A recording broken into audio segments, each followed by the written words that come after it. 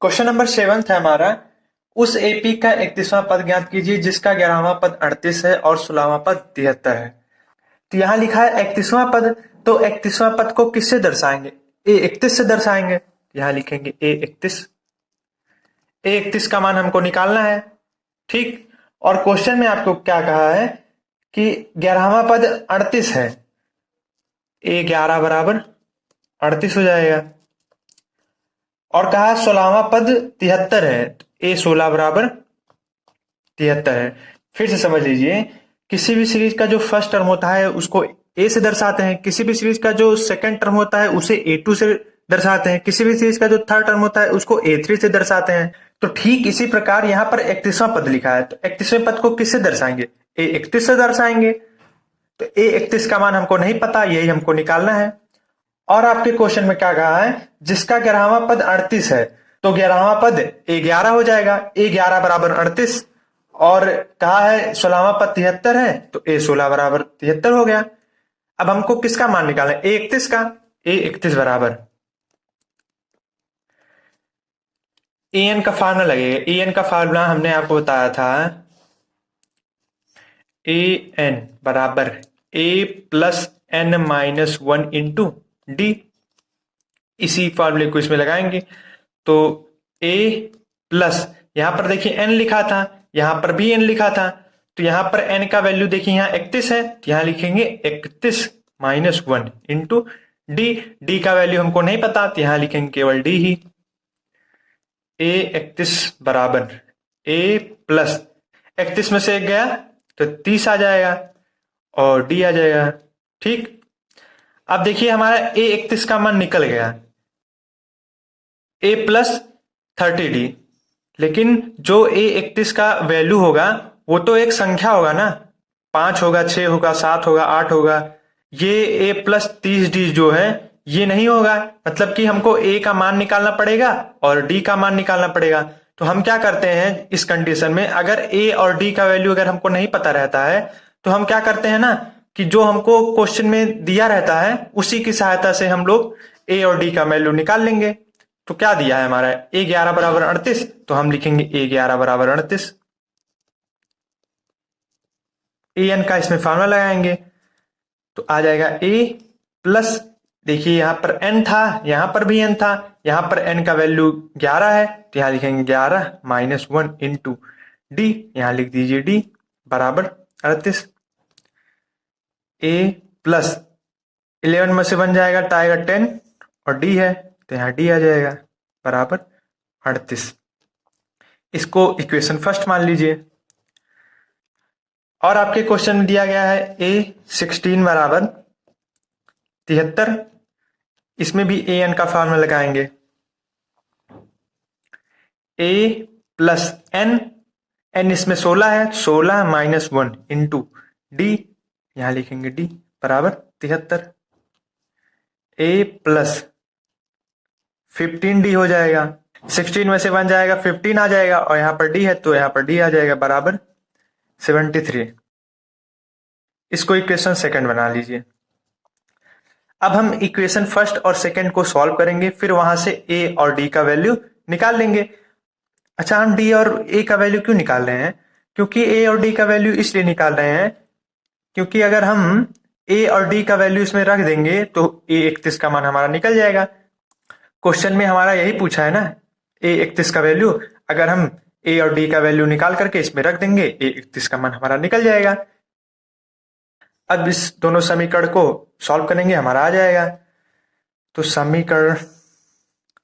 समीकरण सेकंड व फर्स्ट से, तो सेकंड वाला पहले उतार लीजिए, दोनों में से चाहे जो पहले उतार सकते हैं, ठीक। फर्स्ट वाला हमारा क्या है, a प्लस 10d बराबर 38।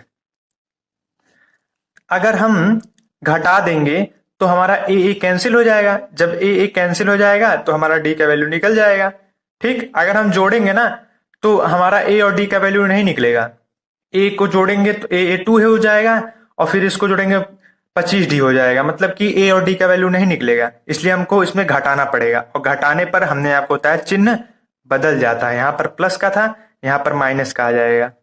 यहाँ पर प्लस है, यहाँ पर माइनस हो जाएगा। यहाँ पर प्लस है, यहाँ माइनस हो जाएगा। ये नियम है, चिन्ह बदल जाता है घटाने पर।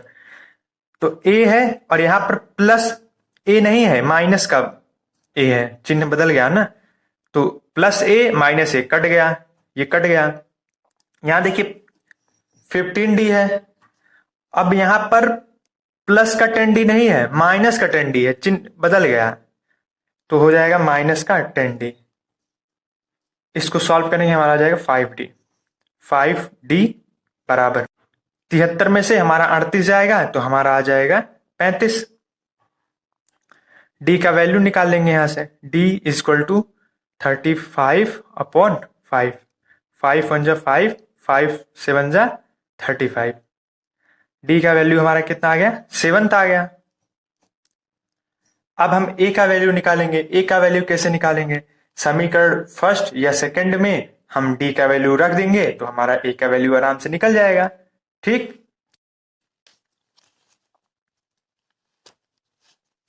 तो हम क्या करेंगे, समीकरण 1 में डी का मान रखने पर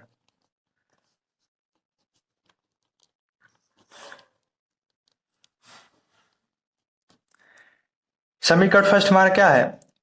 a प्लस 10D बराबर 38। a plus 10 into D, D का वैल्यू हमारा 7 है, यहां लिखेंगे 7 बराबर 38। a प्लस मल्टीप्लाई कराएंगे, हमारा आ जाएगा 70 बराबर 38 आ जाएगा। a बराबर 38 माइनस 70, a बराबर, यहां माइनस का है, यहां प्लस का है, तो प्लस माइनस माइनस घट जाएगा, तो घट जाएगा, हमारा आ जाएगा 32। क्योंकि 70 बड़ा है तो 70 के आगे वाला चिन्ह लिया जाएगा, तो 70 के आगे माइनस का चिन्ह है, यहां माइनस का आ जाएगा। हमको तो a31 का मान निकालना था ना। a31 बराबर a प्लस 30D, तो यहां लिखेंगे a प्लस 30D। ए का वैल्यू हमारा कितना है? -32, यहां लिखेंगे -32। 30 इंटू डी, डी का वैल्यू हमारा कितना है? 7 है, यहां लिखेंगे 7।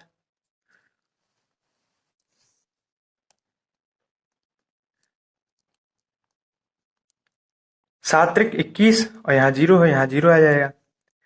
a31 बराबर, यहाँ माइनस का, यहाँ प्लस का है, तो प्लस माइनस माइनस घट जाएगा, तो घट जाएगा, हमारा आ जाएगा 178। ओके, मतलब a31 का मान 178 होगा, यही हमारा आंसर हो जाएगा। क्वेश्चन नंबर 8 है हमारा, एक एपी में 50 पद है, मतलब सीरीज में जो कुल टर्म है, पद हैं, कितने हैं? 50 हैं। n का वैल्यू हमारा 50 दिया गया है, n बराबर 50। और लिखा है जिसका तीसरा पद 12 है। तो हमने आपको बताया था, जो फर्स्ट टर्म होता है उसको a से दर्शाते हैं, जो सेकंड टर्म होता है उसको a2 से दर्शाते हैं, और जो थर्ड टर्म होता है उसे a3 से दर्शाते हैं। तो a3 बराबर हमारा कितना दिया है? 12। a3 बराबर 12। अंतिम पद 106 है। अंतिम पद को किससे दर्शाते हैं? l से। l बराबर हमारा 106 दिया गया है। इसका 29वां पद ज्ञात कीजिए। a29 का मान हमको निकालना है। ठीक, a29 बराबर an का फॉर्मूला लगाएंगे, a plus n minus 1 into D, तो यहां पर आ जाएगा a plus n minus 1, n का वैल्यू इसमें 29 है, यहां लिखेंगे 29 माइनस 1 गुणे डी। a29 बराबर a प्लस 29 में से एक गया 28, और यहां आ जाएगा d। a3 बराबर हमारा 12 दिया गया है, तो यहां लिखेंगे a3 बराबर 12। फॉर्मूला लगाएंगे a plus n minus 1 into D का, तो a प्लस n का वैल्यू इसमें 3 है, 3 माइनस 1 इंटू डी बराबर 12, a प्लस 2d बराबर 12। इसको इक्वेशन फर्स्ट मान लीजिए। ठीक, और क्वेश्चन में क्या दिया गया है आपके? l बराबर 106, तो l बराबर 106 दिया गया है क्वेश्चन में। और हमने आपको बेसिक कॉन्सेप्ट में बताया था एल जो होता है ए एन के बराबर होता है। ये हमने आपको बेसिक कॉन्सेप्ट में बताया था। तो इस एल के जगह आप कितना लिखेंगे, ए एन, तो यहां लिख दीजिए ए एन बराबर 106। यहां देखिए लिखा है एन, एन का वैल्यू हमारा देखिए कितना दिया गया है 50। तो इस एन के जगह पे 50 लिख सकते हैं। तो यहां पर लिखेंगे एन के जगह 50।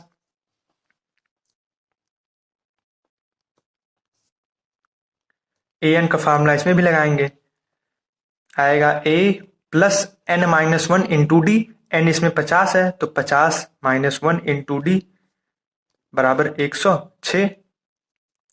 ए प्लस 49 डी बराबर 106। इसको इक्वेशन सेकेंड बना लीजिए। अब इक्वेशन फर्स्ट और सेकेंड को सॉल्व करके हम ए और डी का वैल्यू निकाल लेंगे। तो यहां लिखेंगे समीकरण 1 व 2 से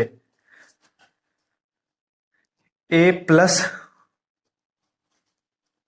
49 डी बराबर 106, ए प्लस 2 डी बराबर 12 के।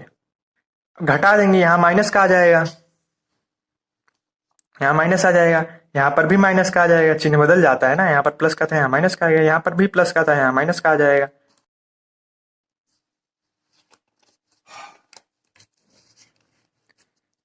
ए से ए कैंसिल हो जाएगा, ये प्लस ए है ये माइनस ए है, कैंसिल हो जाएगा। और 2 में से और 49 में से 2 जाएगा, हमारा आ जाएगा 47 आ जाएगा। तो 47 डी बराबर 106 में से 12 जाएगा, हमारा आ जाएगा 94। हम यहां से डी का वैल्यू निकाल लेंगे। D is equal to 94/74। काट देंगे, हमारा 2 बार चला जाएगा, ठीक। डी का वैल्यू हमारा कितना आ गया, 2 आ गया। अब हमको ए का वैल्यू निकालना है। अगर इक्वेशन फर्स्ट में या सेकंड में हम डी का वैल्यू रख देंगे, हमारा ए का वैल्यू निकल जाएगा, ठीक। तो इक्वेशन सेकंड हमारा ये है, इसमें हम डी का वैल्यू रखेंगे, फिर वहां से ए का वैल्यू निकाल लेंगे, ठीक। तो इक्वेशन सेकंड हमारा है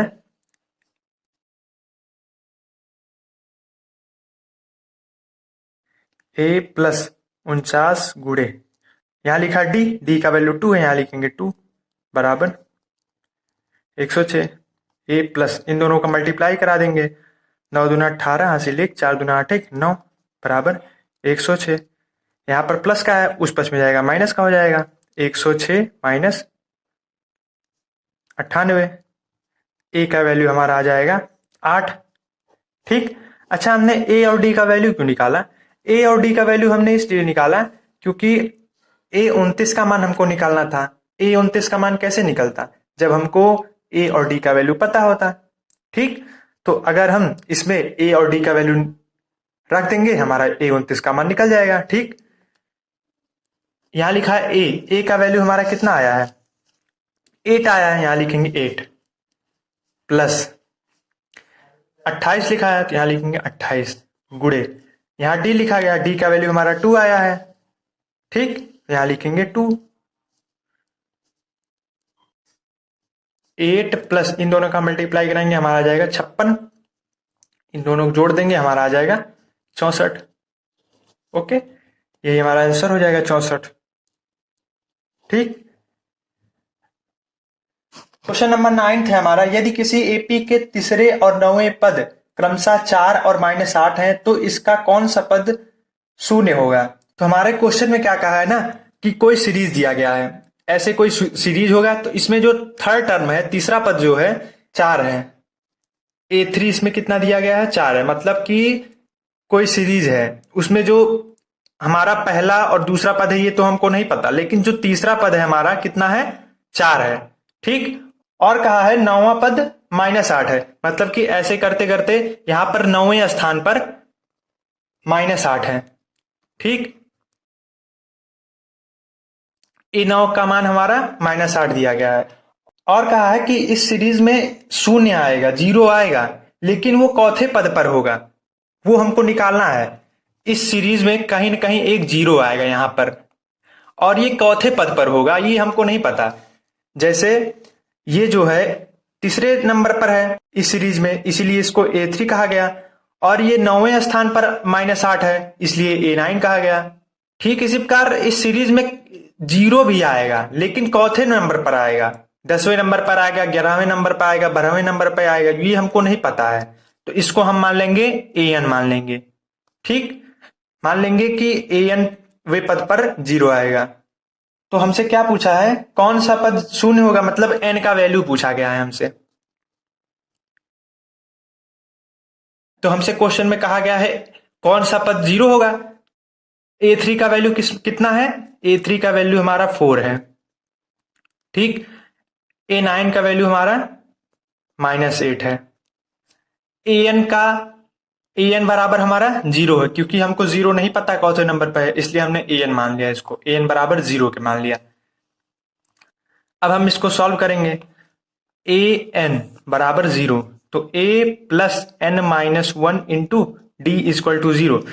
इसमें देखिए, इसमें कोई मान ही नहीं दिया गया है, ना A का वैल्यू दिया गया है, ना D का वैल्यू दिया गया है।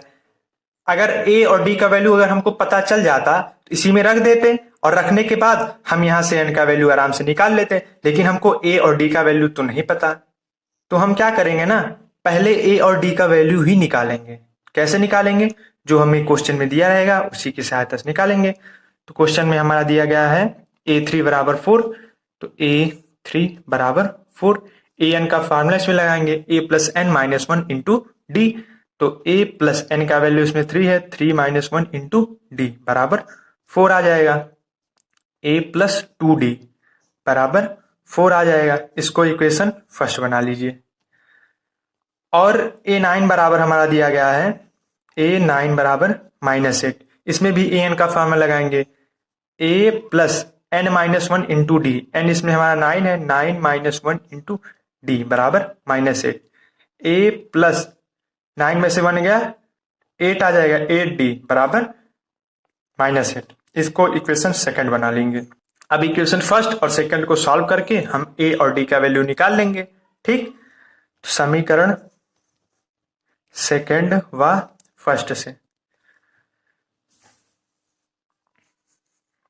A प्लस 8D बराबर -8, A प्लस 2D बराबर 4। तो इसको हम घटा लेंगे। यहाँ पर माइनस का आ जाएगा, क्यों माइनस का आ जाएगा, क्योंकि घटाने पर चिन्ह बदल जाता है। यहाँ प्लस का था, यहाँ माइनस का आ जाएगा, यहाँ पर प्लस है, यहाँ पर भी माइनस का आ जाएगा, यहाँ पर प्लस का है, यहाँ पर भी माइनस का आ जाएगा, चिन्ह बदल जाता है, ये नियम है, ये कट गया।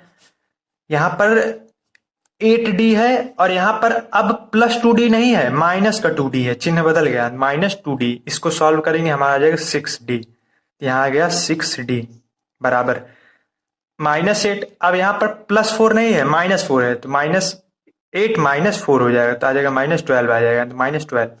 तो D का वैल्यू निकाल लेंगे हम। D बराबर हमारा आ जाएगा -12/6 आ जाएगा हमारा -2। तो D का वैल्यू हमारा कितना आ गया, -2।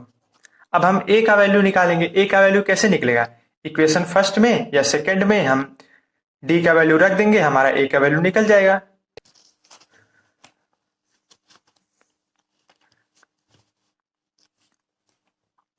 D का मान समीकरण 1 में रखने पर, समीकरण 1 हमारा क्या है, A प्लस 2D बराबर 4। तो A प्लस 2 इंटू, यहां लिखा है D का वैल्यू हमारा -2 है, यहां लिखेंगे -2 बराबर 4। A प्लस प्लस नहीं, यहाँ माइनस का आ जाएगा, क्योंकि यहाँ प्लस का है, यहाँ माइनस का है, तो यहाँ आ जाएगा -2 का मल्टीप्लाई 2 कराएंगे, हमारा आ जाएगा 4 बराबर 4। यहाँ माइनस का 4 है, उस पक्ष में आएगा प्लस का हो जाएगा। A equal to 4 + 4 equal to 8 आ जाएगा। A बराबर 8 आ गया। A और D का वैल्यू हमने क्यों निकाला, क्योंकि अगर हम इस इक्वेशन में A और D का वैल्यू रख देंगे तो हमारा n का वैल्यू निकल जाएगा, क्योंकि क्वेश्चन में हमको n का वैल्यू ही पूछा है ना। तो हम इसमें A और D का वैल्यू रख देंगे, फिर वहां से n का वैल्यू निकाल लेंगे। A plus n minus 1 into d equal to 0। A का वैल्यू हमारा 8 आया, यहां पर लिखेंगे 8 प्लस एन का वैल्यू हमको नहीं पता है, तो एन का वैल्यू हमको नहीं पता है तो यहां पर लिखेंगे n-1 ही गुणे डी का वैल्यू हमारा -2 आया, यहां पर लिखेंगे -2 इक्वल टू 0। -2 का मल्टीप्लाई n में करेंगे हमारा आएगा -2n, -1 का मल्टीप्लाई -2 में करेंगे हमारा आ जाएगा +2 इक्वल टू 0। ये दोनों जोड़ेंगे 8 और 2 जोड़ेंगे हमारा आ जाएगा 10 -2d बराबर 0। यहाँ पर प्लस का 10 है, उस पक्ष में जाएगा माइनस का हो जाएगा, तो -2n इक्वल टू माइनस का 10 हो जाएगा। -2 यहाँ पर मल्टीप्लाई कर रहा है, उस पक्ष में जाएगा डिवाइड कर देगा, तो n बराबर -10 अपॉन -2, माइनस से माइनस कैंसिल, 2 1 कम 2, 2 पंचे 10, n का वैल्यू हमारा कितना आ गया 5 आ गया। ओके, इसी प्रकार क्वेश्चन 9 हमारा कंप्लीट हुआ। क्वेश्चन नंबर 10 है हमारा, एपी का 17वां पद उसके 10वें पद से 7 अधिक है, इसका सार्वधातुक ज्ञात कीजिए। तो लिखा है 17वां पद, तो 17वें पद को किससे दर्शाएंगे, ए 17 से बराबर, अब लिखा है उसके 10वें पद से, उसके मतलब क्या, उसके मतलब कि ए 17 की ही बात कर रहा है, ठीक। ए 17 इज इक्वल टू A10, 10वां पद लिखा है ना, तो आ जाएगा A10 से 7 अधिक है। फिर से समझ लीजिए, लिखा था किसी एपी का 17वां पद, तो इसको हमने A17 से दर्शा दिया है। फिर लिखा है उसके, उसके मतलब क्या है, उसके मतलब A17 जो है उसी की बात कर रहा है, 10वें पद से, तो हमने A10 लिख दिया, से 7 अधिक है तो हमने 7 जोड़ दिया। अब हम an का फॉर्मूला लगा के d का वैल्यू निकाल लेंगे, क्योंकि हमसे क्वेश्चन में पूछा है कि सार्वधातुक ज्ञात कीजिए, d का वैल्यू पूछा है ना, तो हम इसको सॉल्व कर देंगे। a प्लस n का वैल्यू इसमें 17 है, तो 17 माइनस 1 गुणे d बराबर, इसमें भी वही फॉर्मूला लगा देंगे, a plus n-1 into d, n का वैल्यू हमारा कितना है 10 -1 into d plus 7, a plus 16d आ जाएगा equal to a plus 9d आ जाएगा प्लस 7, तो a से a कैंसिल हो जाएगा, क्योंकि यहां पर प्लस का a है, उस पक्ष में जाएगा माइनस का हो जाएगा, तो a कैंसिल हो जाएगा। 16d बराबर 9d प्लस 7, तो यहां पर प्लस 9 है, उस पक्ष में जाएगा माइनस का 9 हो जाएगा।